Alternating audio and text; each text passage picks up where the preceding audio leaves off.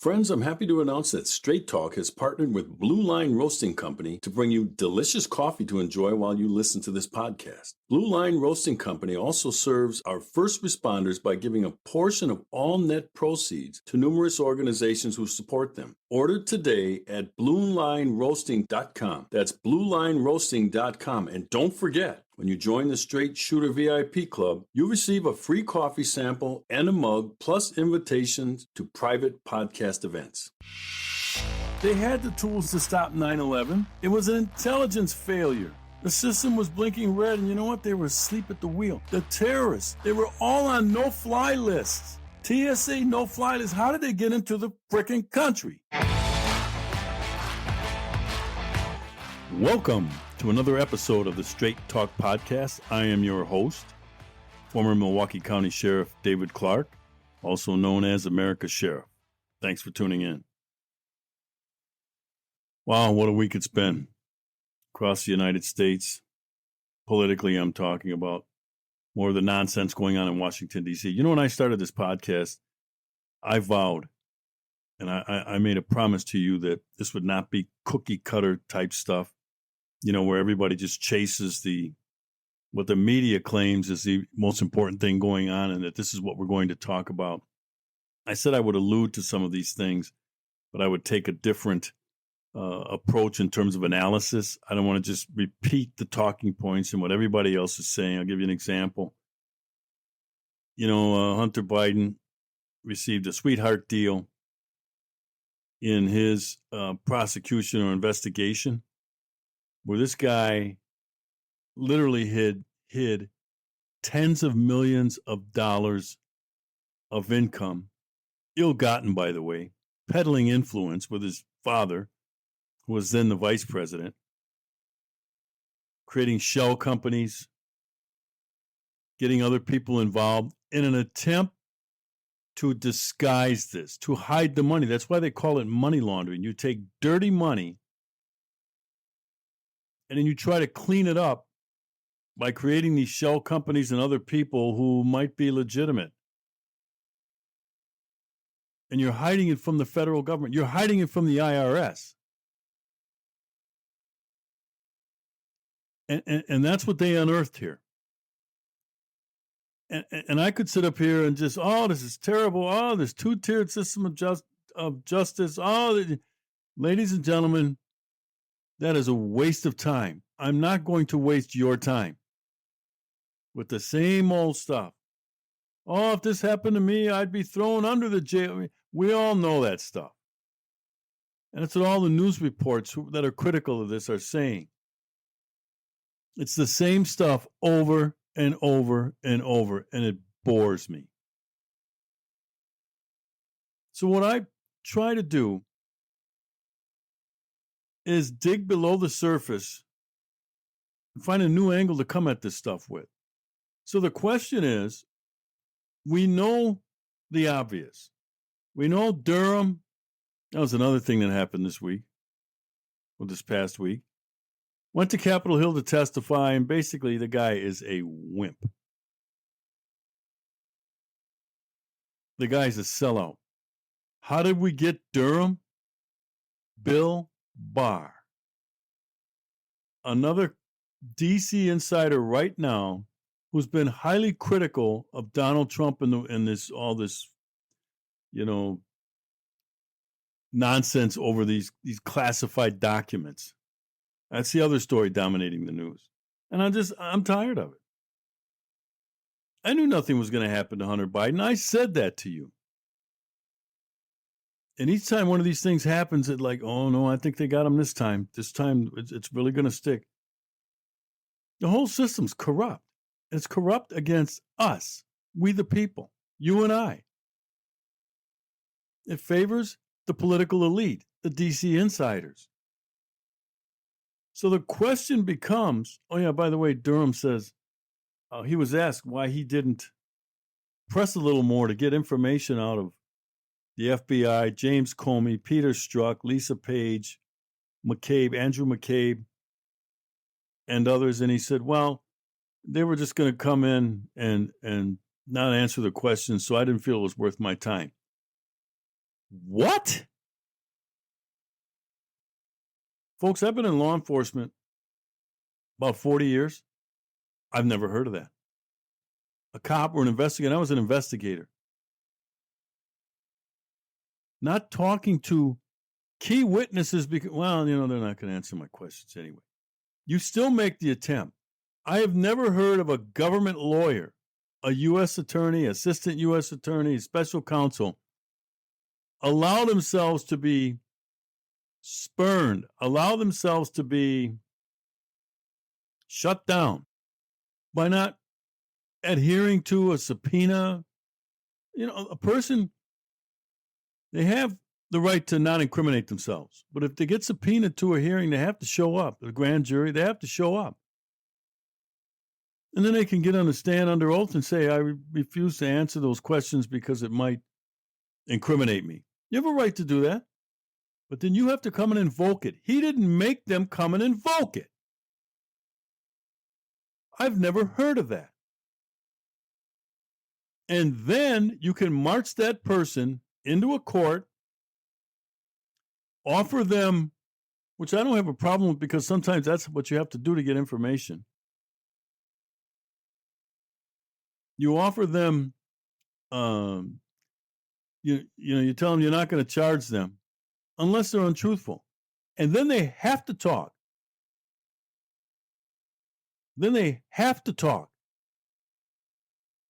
But that's the normal process here. And that this Durham clown, because that's what he is, didn't put the thumb screws to these people and get to the bottom of stuff. It blows me away, ladies and gentlemen. It blows my mind because I know how this works. So anyway, getting back to what I really want to talk about today is, instead of just going over the same, they they can't do this, the rule of law is trash, and I know. My question is to you, what are you going to do about it? Bitch? Moan? Whine? What are you willing to do? And that's what I'm going to talk about today. I'm going to give you the model that is effectively used. It's within the law. It's First Amendment protection to resist our government,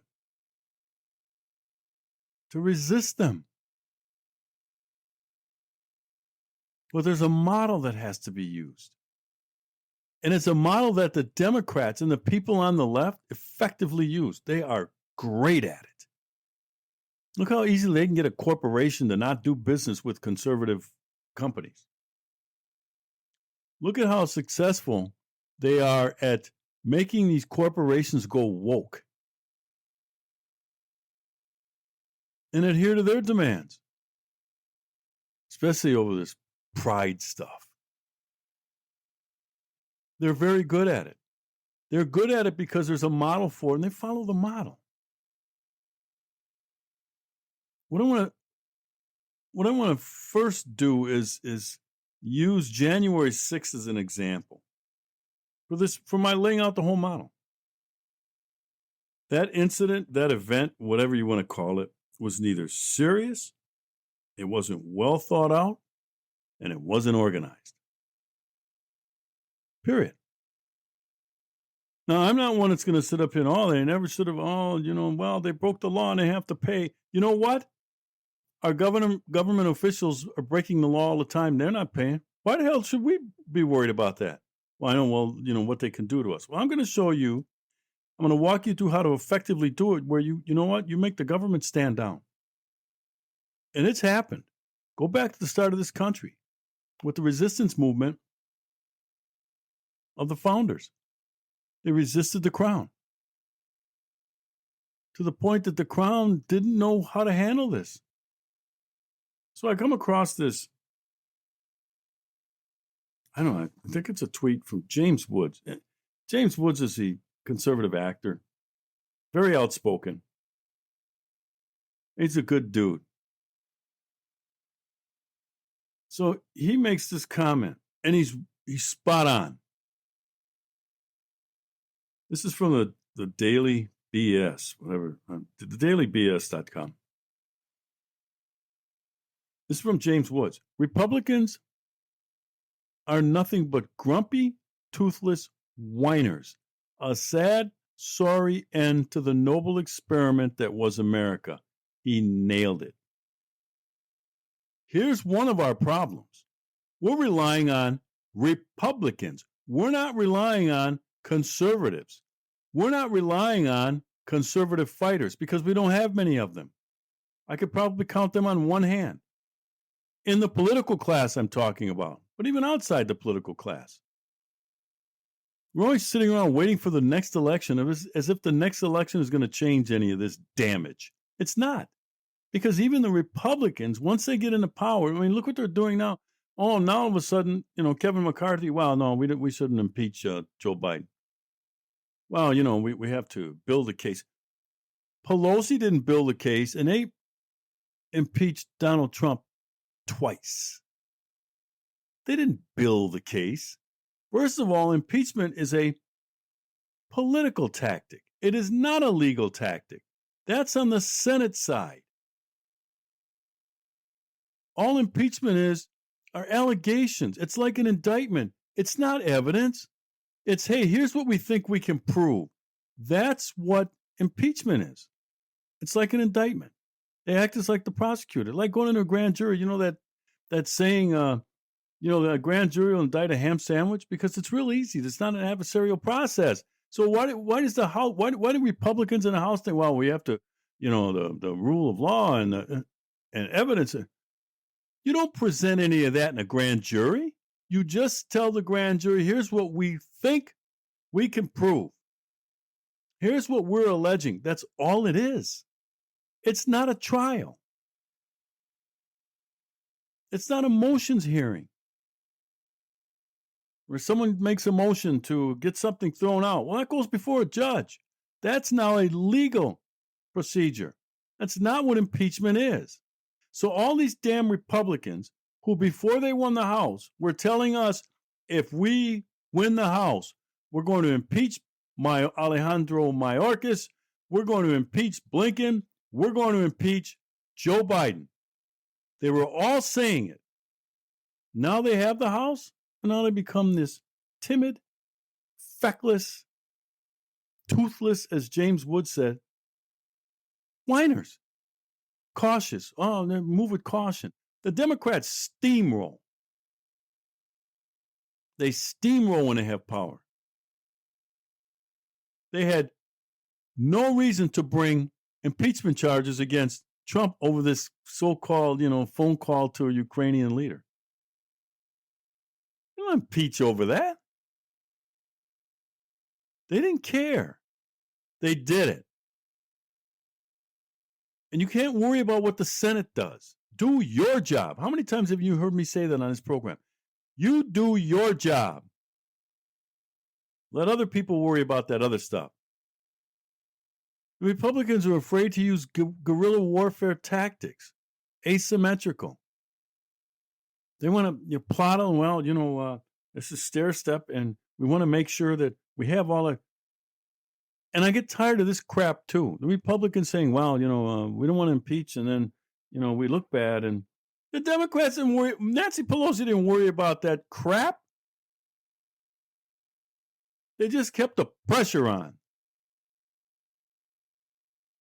Stayed on offense. First of all, if they don't do this impeachment thing in whatever process they want to use, fine. Use is fine. But if they don't do it soon, you know what it's going to look like? What they're afraid it might look like. Just a political move. And the longer they wait, the closer we get to 2024. And you know what the American people will say? Who really aren't involved in this political fight. Well, why don't we just wait till the election and let the voters decide? That's why they need to do it now. There needs to be a sense of urgency because you want it further away from the election and not closer to the election, because by that, and even I would say at that point, if it's inside a year, well, you know what, let the voters decide. So that's why there needs to be a sense of urgency, and they need to do this now if they're going to do it. But of course, these cautious, timid, Republicans, rhinos, insiders, establishment people, well, we don't want the American people to look at us and say, Democrats don't care about how it looks. They just do it. That old Nike phrase, just do it. And then have something to come after that. And they just kept the pressure on Trump and the Republicans. And our side, when I say our side, I'm not a Republican, but our Republican leaders, which is why I said, don't count on them. You can't trust these Republicans who are in the Congress. You can't trust the RNC. They're all part of the establishment.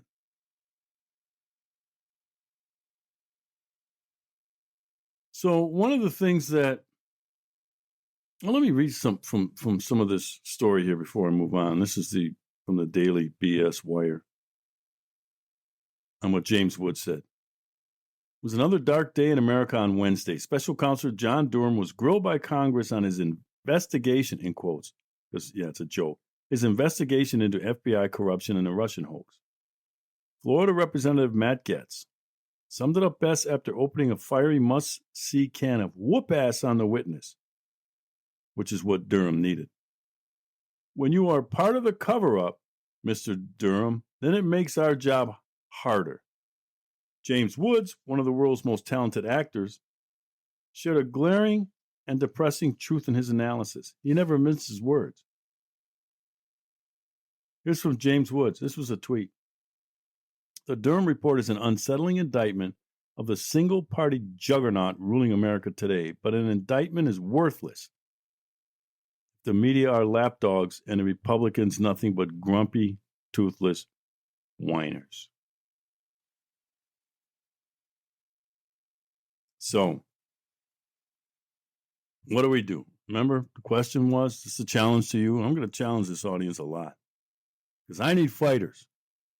You remember my column that I wrote in 2018 for townhall.com when I was a contributing writer for townhall.com? Wanted new conservative fighters. Just put that in a search engine, look it up if you forgot, and read it. I laid it out right there. We don't have fighters, I said.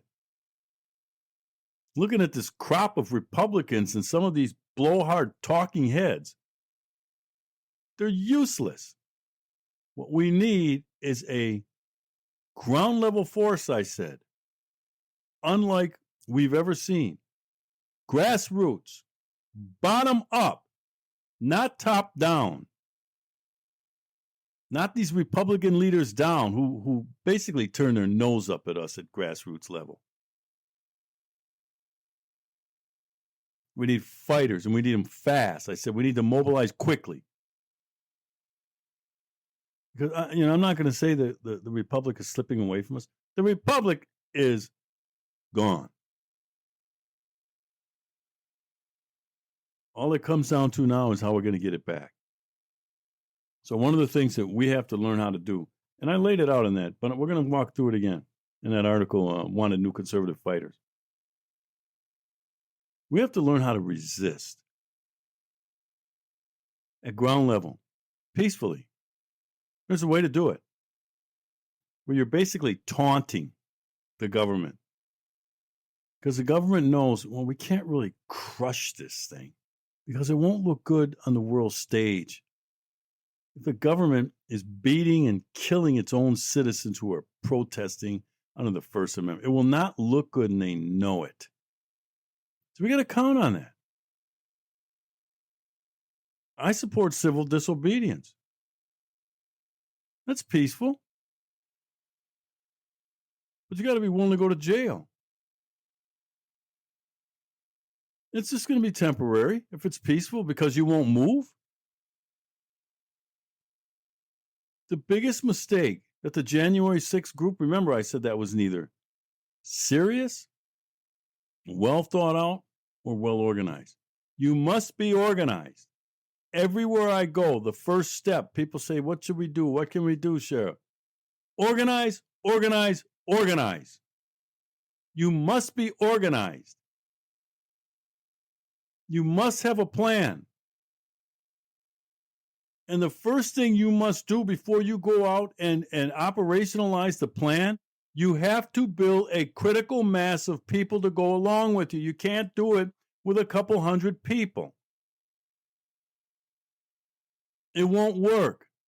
You want to overwhelm government's ability to be able to contain this thing. You want to overwhelm government resources. So if you only got a couple hundred, hell, they just bring 1,000 cops down. That's the end of that.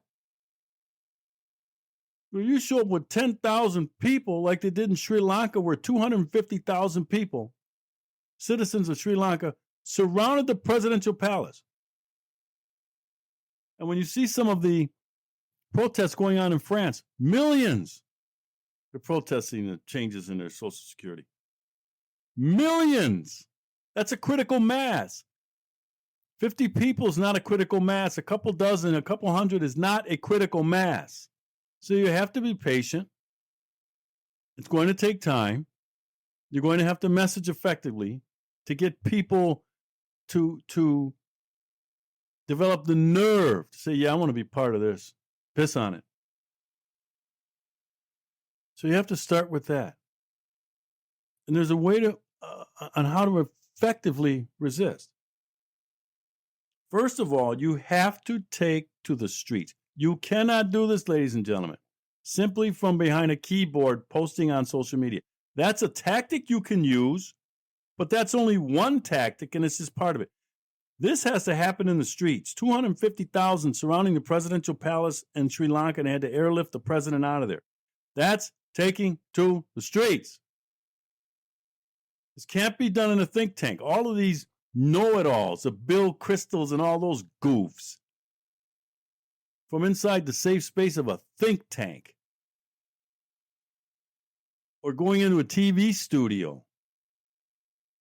That's not where this thing is going to get done. It's not where it's going to be won. Think of the civil rights movement. It started in the church, but they had to take it to the streets to make it more effective. You can't do this from inside the church, talking about how wrongs, the discrimination. Yeah, I know, but you know what? There's only a few people there. When they took it to the streets, now all of America could see. When King was peacefully marching, all of America was looking. People joined in. And when the police were turning water cannons and sicking dogs on peaceful protesters, the American viewers vomited. They couldn't believe this. For peaceful protesters. But they had large numbers, huge marches. Peaceful. I want to keep saying that. And I hearken back to the January 6th crowd. There was no need to breach the Capitol. There just wasn't. They had the right idea, but they weren't well thought out. They weren't organized. And they didn't really have a plan. So it wasn't well planned. All they needed to do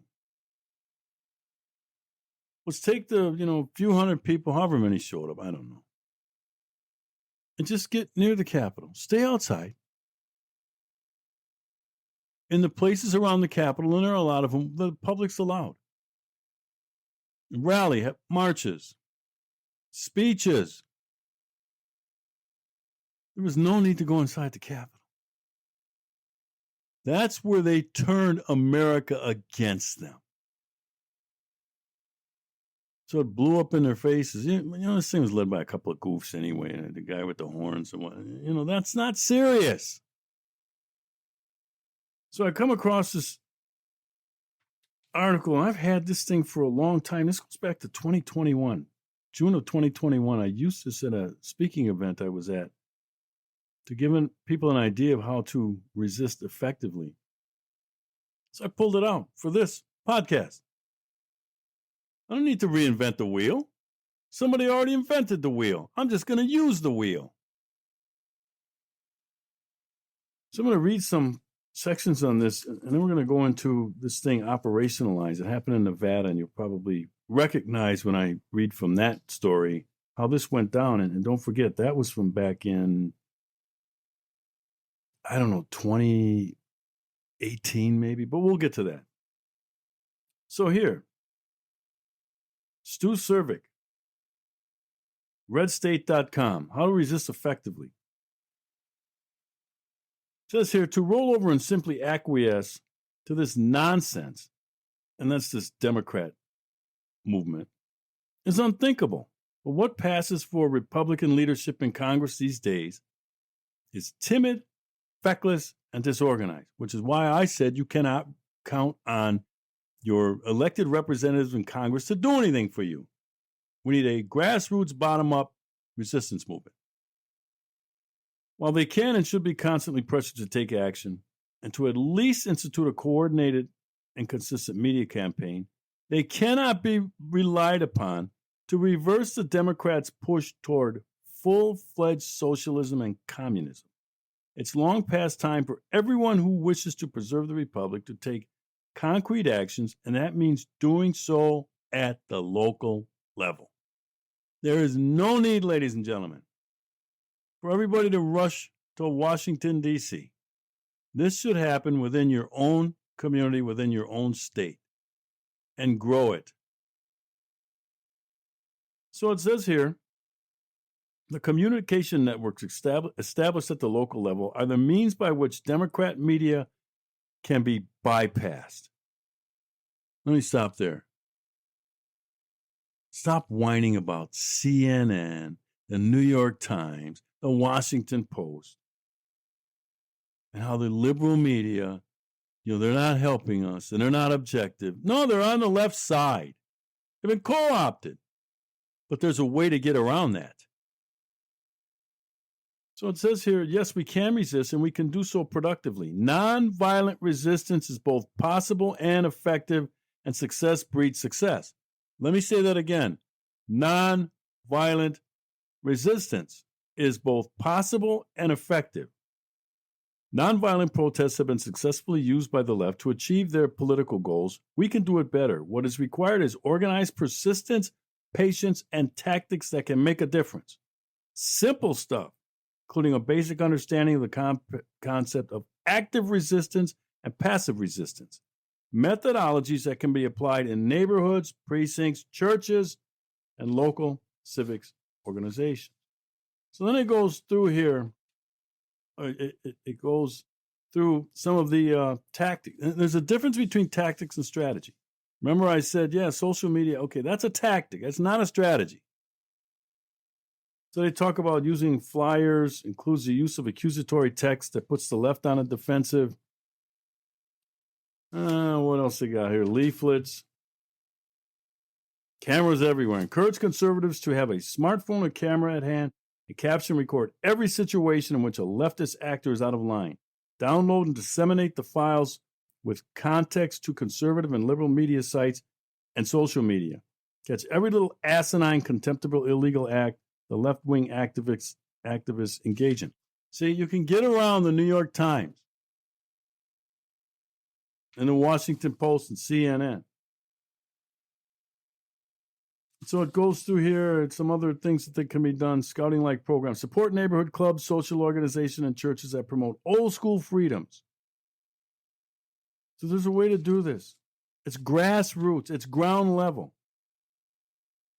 All it takes, it says here, is a little organization, a little ingenuity tailored to local conditions, and a few highly motivated people. Run for some of these offices, or at least actively find and support candidates who are constitutional conservatives with the goal of getting rid of all crackpot lefties and rhinos, it says. Get rid of them. So that's just kind of like the Reader's Digest of the model of effectively resisting. That's what we're going to have to do. Stop your whining and stop your bitching. And start to organize. Build a critical mass. It's going to take time. It's going to take a little money. But basically what it takes is determination. See, we give up too easy. What the January 6th people should have done, they should have if they really felt they needed to march to the Capitol, I don't know that they had to do that. They could have stayed at the mall where speeches were being given and then just stay there. But let's say, okay, they marched to the Capitol. Stay outside of the Capitol, set up a tent city. Just give the impression we ain't going anywhere. You got to play the long game politically. You can't do a one-day protest and then go home, never to be heard from again. That's what the government is counting on. Well, just let them scream and holler a little bit. They'll be gone. They'll get hungry at the end of the day and they'll go home. It's not what the left does. You must let the government know we're staying. Put up a tent city and then bring in reinforcements, because I know some people, you can't go in and everyone can't spend 3, 4, 5 days there. You don't have to. Come in shifts. Okay, a new group of people coming in tomorrow at noon. Then you guys get to go home. Thanks, but stay close, because we're going to need a rotation here. See, that's organization. I say you got to be organized. You got to have a critical mass of people, because I know people have jobs and they can't do this all day and every day. I get it. So you need a rotation system of bringing in new people. Put up a tent city. Media covering, trust me. Chants, bullhorns, speeches. That's how you do this. So now I want to give you an example of how this was effectively done by a Nevada rancher. You may remember the name Cliven Bundy. It's a cattle ranch out in Nevada. And basically, what happened was his cattle were grazing on federal land. And the federal government was trying to charge him for it. And he wouldn't pay the fees, whatever. He didn't recognize the federal government. He's not a sovereign citizen. He said he recognizes states' rights and state rules. So this article here from Time magazine, of all places, the armed rebellion on a Nevada cattle ranch could be just the start. Remember, I said this was like 2018? So it says it could have been a catastrophe. For several days last week, hundreds of angry protesters faced off with federal workers on an arid ranch near Bunkerville, Nevada. Militiamen squatted among the sagebrush and crouched on a highway overpass, cradling guns and issuing barely veiled threats at the government officials massed behind makeshift barricades. The specter of a violent standoff hung over the high desert. The hair-trigger tension seemed at odds with the arcane origins of the dispute. And it goes into 20 years ago, the Bureau of Land Management. That's one of those agencies that needs to be abolished too. Bureau of Land Management. They decided to clear privately owned cattle off this patch of public lands to protect the endangered Mojave Desert tortoise. I never heard of such a thing. Dozens of ranchers left, but Cliven Bundy stayed. Bundy, 68, has refused to recognize federal authority over the land or to pay the fees for his cattle to graze there. So Bundy balked, and the far right-wing media sounded a clarion call for his cause. Building a critical mass, ladies and gentlemen. Casting the standoff as a flashpoint in a broader struggle against federal oppression, because that's what the BLM is, federal oppression. A cavalry of patriots arrived, bearing weapons and a seemingly bottomless grudge against the government. Build a critical mass. You can bring guns. That's peaceful. I know everybody, what do they need to bring guns for? Because it's your right. I didn't say you need armed protesters, but if they want to come, they get to do that. So on April 12th, BLM, Bureau of Land Management, retreated, abandoning the roundup amid serious concerns over the safety of federal employees. That's why I said if you build a critical mass and you do this right, it's well planned and it's serious, you will overwhelm government resources to be able to contain this. You got to overwhelm the resources. The BLM looked and said, holy crap. couple thousand people out. It's swell. I think it got up to around 10,000. And they just kept showing up. More people just kept showing up. Hey, I got to be a part. Look what's going on over there. I want to be a part of it. And you know, this happened organically. Cliven Bundy didn't organize this. People were feeling it. They were tired of the oppression of the Bureau of Land Management. So it says here, for the government, it's not clear what was lost. The decision to de-escalate the situation was a wise one, according to officials familiar with the perils posted by such confrontation. Remember, overwhelm government's ability to contain things. So it says, but prudence may also set a dangerous precedent. Having backed down from the recalcitrant rancher, what does BLM do next time another refuses to abide by the law? But see, if you build a critical mass of people and you're well organized, you're going to win these things. This is peaceful. There wasn't a shot. There were a lot of armed ranchers. Not a shot was fired. There's no need to engage in violence. So it says, I'm very concerned about that, as I'm sure others are, says Bob Abbey, a former BLM director and state director for Nevada. Nearly all ranchers whose animals graze on public land are in compliance with federal statutes. There's always a chance that someone else may look at what happened with Mr. Bundy and decided to take a similar route. Let me put in a note here. I hope so. Back to the story. The BLM, listen to this. Why I said the BLM needs to be gone. The BLM manages more than 245 million acres of land, including about 60% of the territories across a swath of 12 western states. Now check this out. About 85% of the land in Nevada is managed by the feds. Why? It's state land. Why did we allow Bureau of Land Management to move in and take control over state land? Why? Why is the federal government managing lands out west? The only thing they should be concerned about is the federal district, Washington, D.C. So they should be concerned about. The states can run that. Every state has some sort of BLM. There's state parks, right? Trailways. States can handle that. We don't need the federal government. This is how government grows.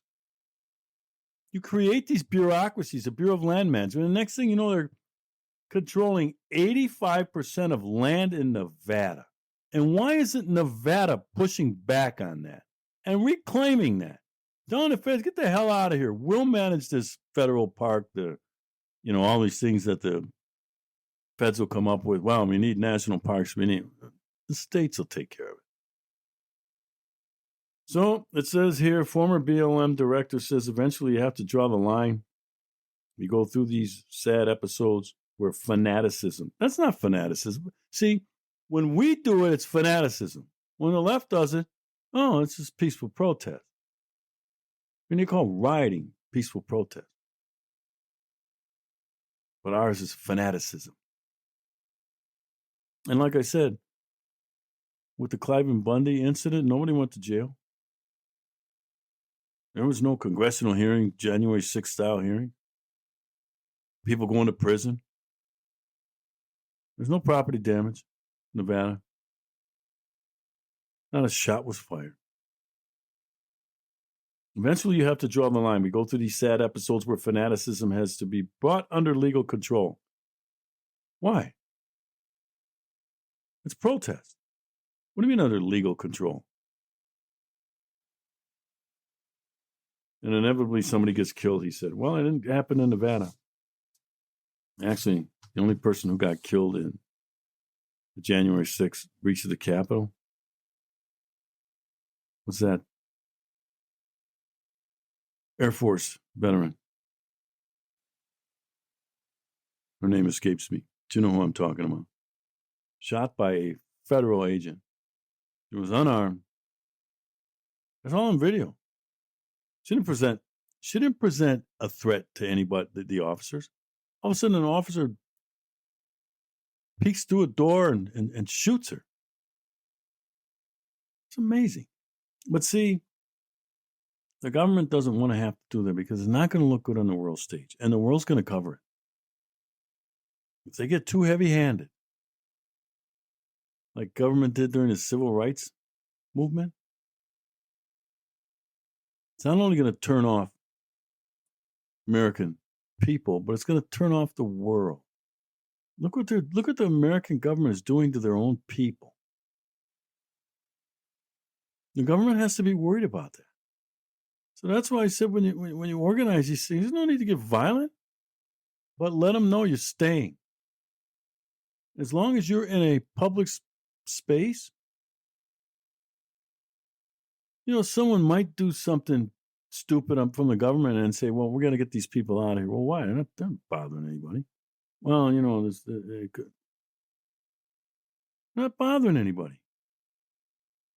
They're on a public space. The public's allowed to go here around the Capitol. And they just said they're not leaving. Really, all the government can do is wait you out.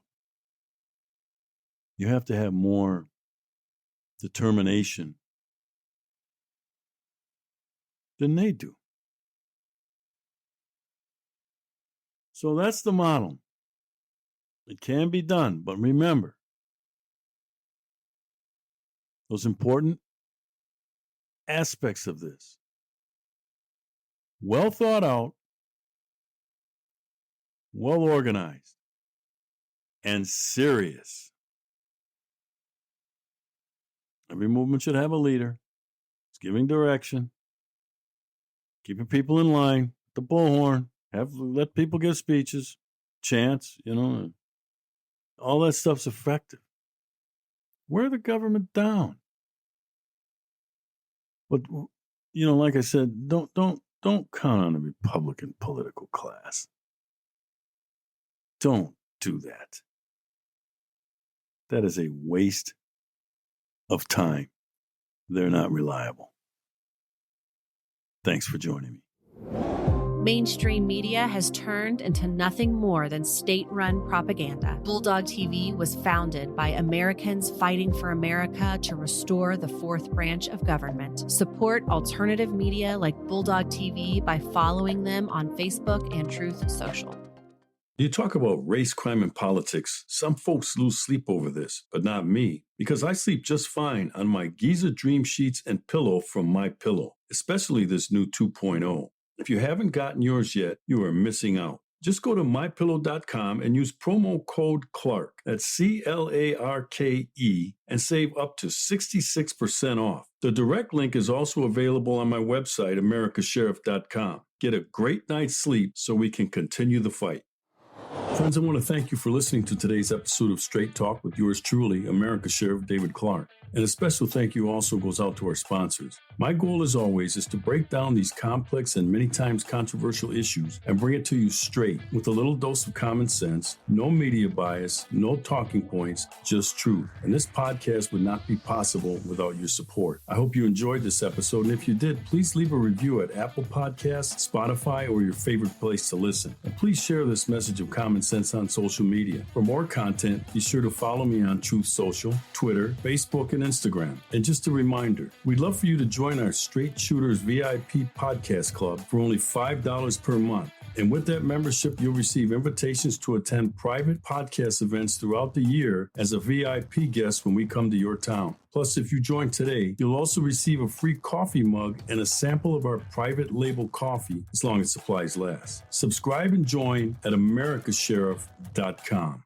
This podcast is brought to you by americasheriff.com with executive producer Judy Wilkinson of JL Wilkinson Consulting and producer Josh Wentz in partnership with our friends at Bulldog Media. If you are interested in partnering with Straight Talk Podcasts or having me speak in your area, please contact Judy at jlwilkinsonconsulting@gmail.com, 706-518-2116. That's jlwilkinsonconsulting@gmail.com. Phone number 706-518-2116.